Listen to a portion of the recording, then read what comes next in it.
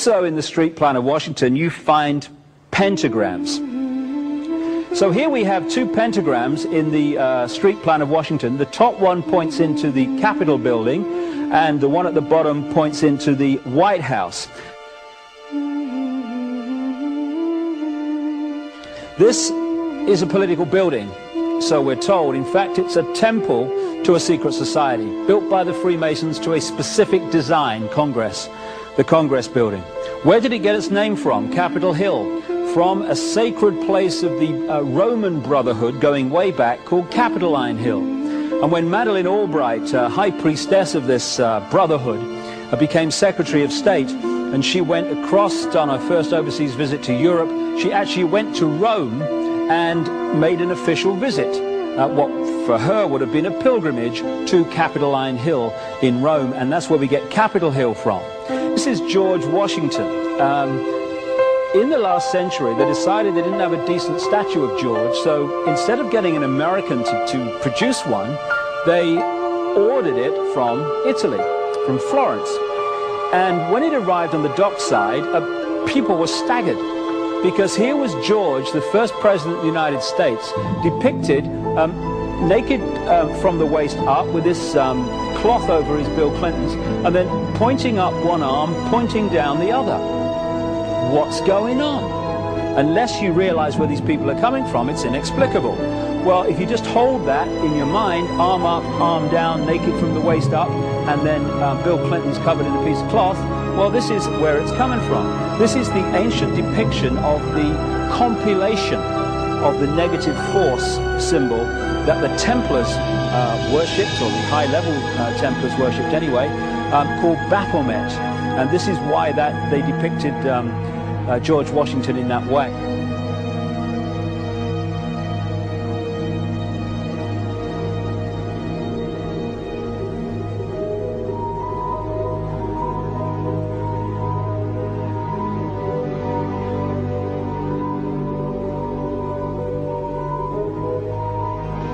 What has come to light is that it's now been, it is not so surprising for a lot of people that there are covens amongst the very educated class, architects, doctors, lawyers, priests, brokers, and the leisure class. These are people who have made pacts with the devil. That's right. It's really the best, the more accurate way of describing would be that they have indulged themselves in the worship of the goat, of the prince, of the serpent, of Satan, of Lucifer, and they lead perfectly normal lives. They're jewel merchants. They travel. They're prominent in their own way, but they do have this indulgence. Father, here's a part of that I can never understand, that has never made sense to me, and that is, if somebody were to make a pact with the devil, then obviously the implication is if the devil is there to make a pact with them, to make a deal, to make their life, their short mortal life on earth, pleasurable, with money or women or travel, or more interesting, whatever it is they want.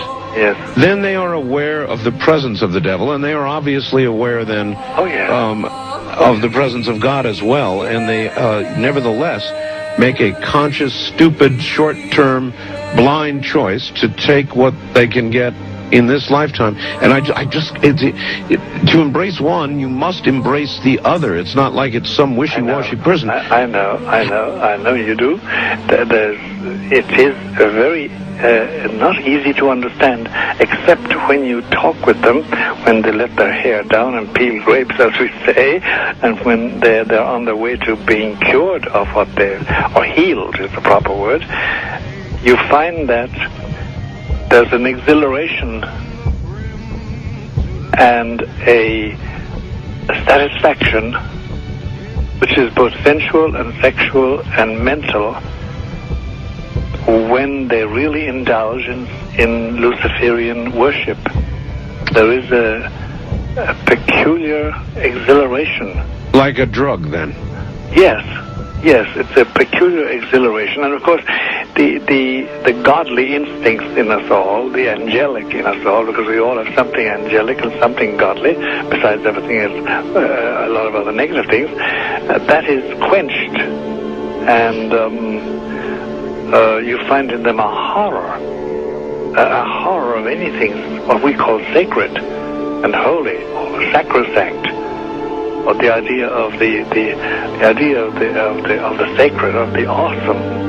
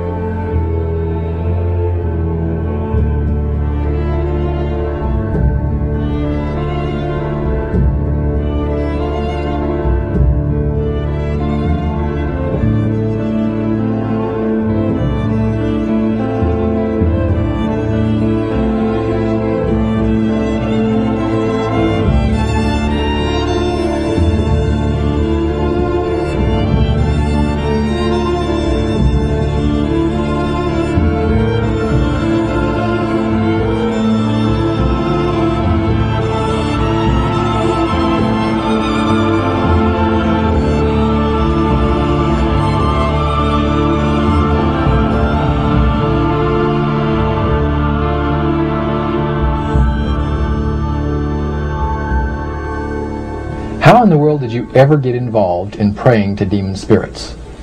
A fellow that had been on a particular ship with me, he told me, "Hey, I got something fantastic to tell you."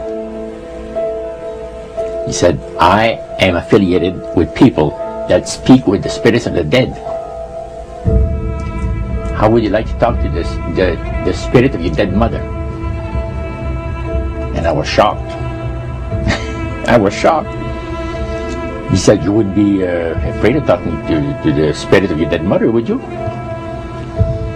Well, I said, "I'll tell you what, I would have to give that some thought, because it's something I never thought about before in my life." Most of us probably haven't. A little afraid of something like that. Well, he says, you know, it's written all over your face. You're afraid of going to a seance. But he says, "I know you. He says, you're going to come."